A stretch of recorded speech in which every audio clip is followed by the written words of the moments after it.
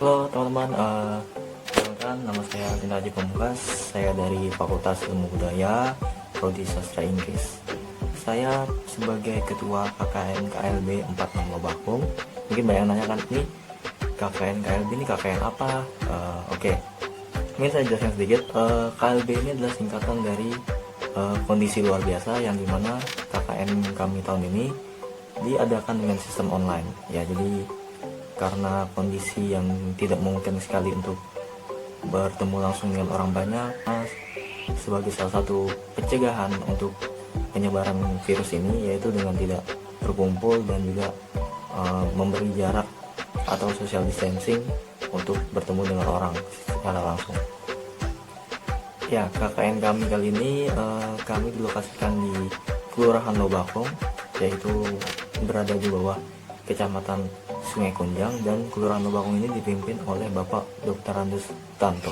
Oke, jadi apa sih yang mau ditawarkan kelompok KKN 46 Lobakong ini? Ya, jadi ada beberapa info, ada beberapa berita yang akan di-share oleh anggota-anggota saya, seperti kebersihan itu adalah salah satu cara untuk mencegah penyebaran coronavirus ini. Ya, jadi teman saya bakal ada yang share info tentang bagaimana mencuci tangan yang bersih, mencuci tangan yang benar. Lalu juga di masa pandemi ini, ekonomi ini sangat turun dengan drastis. Jadi ada teman saya yang akan share bagaimana sih caranya agar ekonomi di masa pandemi ini tetap berjalan, walaupun banyak sekali ya penjual-penjual yang menutup tokonya karena untuk mencegah penyebaran virus ini. Dan juga dunia maya ini sangat berperan penting sekali di masa pandemi ini. Jadi banyaknya berita-berita palsu, hoax-hoax yang menyebar dari orang yang tidak bertanggung jawab ini sangat menyebabkan efek besar kepada masyarakat di Indonesia maupun di negara-negara lainnya. Jadi ada beberapa teman saya yang menunjukkan bahwa yang mana sih berita yang benar, yang mana sih berita yang hoax. Jadi mungkin itu saja pembukaan dari saya. Sebelumnya terima kasih sudah mau menonton video ini. Untuk warga Samarinda, warga Lobakung, untuk teman-teman saya, mahasiswa-mahasiswi Unmul, dan mungkin ya orang-orang Samarinda siapapun yang menonton ini, semoga info-info ini sangat bermanfaat. Ya, terima kasih sudah mendukung kami dengan menonton dan men-like dan juga men-subscribe YouTube kami. Saya sangat berterima kasih besar karena itu sangat membantu tugas kami. Terima kasih. Mungkin setelah pembukaan saya ini, pertama-tama kami ingin mengenalkan poster kami yang sudah dibuat oleh salah satu anggota saya yang juga merupakan perangkat kelompok, dengan cara mengumpulkan data-data dari beberapa sumber terpercaya, lalu kita jadikan satu dalam bentuk poster dan bentuk video ini. Assalamualaikum warahmatullahi wabarakatuh. Perkenalkan, nama saya Usdiati dari Fakultas Matematika dan Ilmu Pengetahuan Alam. Di sini saya akan menjelaskan proker unggulan kelompok Kelurahan Lobakung. Salah satu proker unggulan kelompok kami yaitu dengan membuat poster. Poster pertama yaitu tentang perekonomian di masa pandemi COVID-19 yang berisi tentang bagaimana krisis itu terjadi, kondisi perekonomian Indonesia akibat pandemi COVID-19, dan cara agar perekonomian masyarakat tetap stabil. Poster yang kedua yaitu mengenai fakta dan hoax atau mitos dari virus corona. Poster yang ketiga yaitu tentang cara menjaga kebersihan di masa pandemi COVID-19 yang berisi tentang cara aman masuk rumah, cara mencuci tangan dengan benar, dan cara memakai masker dengan benar. Terima kasih. Assalamualaikum warahmatullahi wabarakatuh. Perkenalkan, saya Sarah Prinadira dari Fakultas Kedokteran. Saya akan menerangkan protokol-protokol penggunaan masker agar masker yang kita gunakan itu dapat berfungsi secara efektif. Sebelum menggunakan masker, pastikan bahwa masker dan tangan kita telah bersih. Kemudian, pastikan masker menutup mulut dan juga hidung. Lalu, pastikan masker terkait dengan tepat di kepala kita untuk meminimalisir jarak antara wajah dan juga masker. Hindari untuk menyentuh bagian depan dari masker saat digunakan. Hindari juga menurunkan masker ke bawah dagu karena masker yang kita gunakan dapat terkontaminasi. Setelah selesai digunakan, lepas masker dengan teknik yang benar. Jangan menyentuh bagian depan dari masker, melainkan lepaskan masker dari belakang. Setelah kita membuka masker, jangan lupa untuk mencuci tangan kita menggunakan air mengalir dan juga sabun. Basahi tangan dengan air bersih yang mengalir. Kemudian, tuangkan sabun cair secukupnya untuk menyabuni seluruh permukaan tangan. Kemudian, gosokkan kedua telapak tangan. Lalu, gosok punggung dan sela-sela jari tangan kiri dengan tangan kanan dan sebaliknya. Kemudian, gosok kedua telapak tangan dan sela-sela jari. Lalu, jari-jari sisi dalam dari kedua tangan saling mengunci. Gosok berputar pada ibu jari tangan kiri dalam genggaman tangan kanan dan sebaliknya.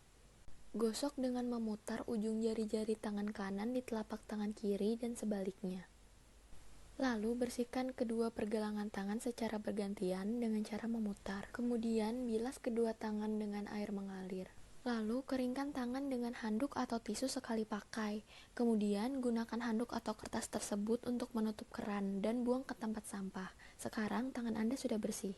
Jika di tempat tersebut tidak terdapat air dan juga sabun, kita dapat menggunakan hand sanitizer berbasis alkohol.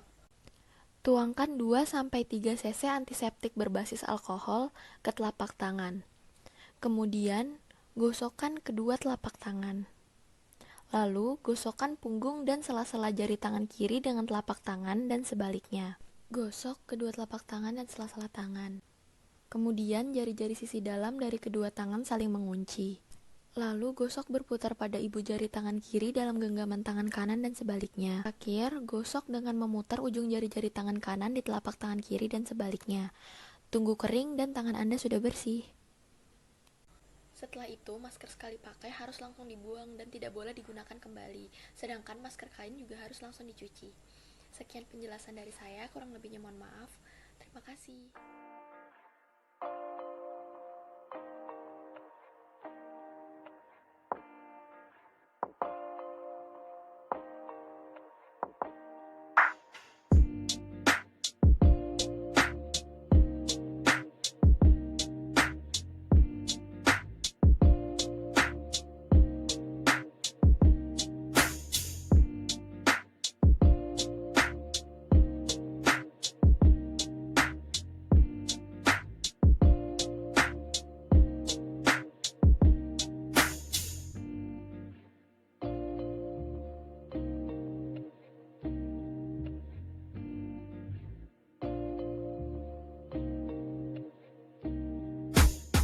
Assalamualaikum warahmatullahi wabarakatuh. Perkenalkan, nama saya Renaldi Pratama Putra dari anggota KKN 46 Pulau Bakung. Di sini, saya akan menjelaskan beberapa fakta terkait virus COVID-19 yang telah saya ambil dan rangkum dari sumber WHO. Yang ke satu, virus corona atau COVID-19 dapat hidup di daerah dengan iklim panas dan lembab. Sejauh ini, bukti menunjukkan bahwa virus corona atau COVID-19 dapat ditransmisikan pada semua iklim, termasuk daerah dengan cuaca panas dan lembab, serta cuaca dingin dan salju tidak dapat membunuh virus COVID-19. Tidak ada alasan yang terpercaya bahwa cuaca dingin dapat membunuh virus tersebut. Yang kedua, mandi air panas tidak mencegah tubuh terinfeksi dari COVID-19. Mandi air panas tidak akan mencegah diri dari penyebaran infeksi COVID-19. Suhu tubuh normal tetap berada sekitar 36,5 derajat sampai dengan 37 derajat Celcius, terlepas dari suhu tubuh atau saat mandi dengan air panas. Justru mandi dengan air panas sangat berbahaya karena dapat menyebabkan kulit menjadi melepuh. Yang ketiga, COVID-19 tidak bisa ditularkan melalui gigitan nyamuk. Sampai saat ini belum ada bukti atau informasi yang menunjukkan bahwa COVID-19 dapat ditularkan oleh nyamuk. COVID-19 adalah virus yang menyerang pernafasan dan menyebar melalui tetesan yang dihasilkan ketika orang yang terinfeksi batuk atau bersin, atau melalui tetesan air liur dan juga debit dari hidung. Keempat, lampu disinfeksi ultraviolet tidak dianjurkan untuk mensterilkan tangan dari COVID-19. Hal ini karena lampu UV tidak boleh digunakan untuk mensterilkan tangan atau area lain dari kulit karena radiasi dari UV tersebut dapat menyebabkan iritasi pada kulit. Yang kelima, termometer tembak hanya bisa digunakan untuk mendeteksi suhu tubuh, bukan mendeteksi COVID-19. Termometer tembak hanya efektif dalam mendeteksi orang dalam kondisi demam akibat infeksi yang mungkin saja merupakan gejala dari COVID-19. Tetapi benda ini tidak dapat mendeteksi orang yang telah terinfeksi COVID-19. Keenam, penyemprotan alkohol atau klorin di seluruh tubuh tidak dapat membunuh virus dari COVID-19. Penyemprotan alkohol atau klorin di seluruh tubuh tidak akan membunuh virus yang telah masuk ke dalam tubuh. Penyemprotan zat tersebut justru berbahaya bagi pakaian atau selaput lendir, seperti mata dan mulut. Sebaliknya, alkohol dan klorin dapat berguna untuk disinfeksi saja terhadap permukaan, tetapi harus digunakan atas rekomendasi atau anjuran yang sesuai. Yang ketujuh, membilas hidung dengan air garam tidak dapat membantu mencegah COVID-19. Tidak ada bukti bahwa secara teratur membilas hidung dengan air garam dapat melindungi seseorang dari infeksi COVID-19. Meski ada bukti yang menunjukkan bahwa secara teratur membilas dengan air garam dapat membantu orang lebih pulih cepat dari pilek. Namun secara teratur membilas hidung belum ditunjukkan untuk mencegah infeksi pernafasan. Yang kedelapan, mengkonsumsi bawang putih tidak membantu mencegah infeksi COVID-19. Bawang putih merupakan makanan sehat yang memiliki beberapa sifat antimikroba. Namun tidak ada bukti yang menunjukkan bahwa makan bawang putih dapat melindungi seseorang untuk terjangkit atau terinfeksi COVID-19. Kesembilan, semua usia dapat terinfeksi COVID-19. Usia tua, apalagi dengan rekam medis yang sudah ada seperti asma, diabetes, dan penyakit jantung, mereka menjadi lebih rentan untuk terjangkit dan sakit parah karena COVID-19. Meski begitu, virus ini juga dapat menginfeksi kepada orang yang berusia muda. WHO juga menyarankan orang dari segala usia untuk mengambil langkah melindungi diri dari virus ini, misalnya dengan mengikuti prosedur kebersihan tangan dan kebersihan diri. Yang ke-10, antibiotik tidak bekerja terhadap virus, hanya bakteri.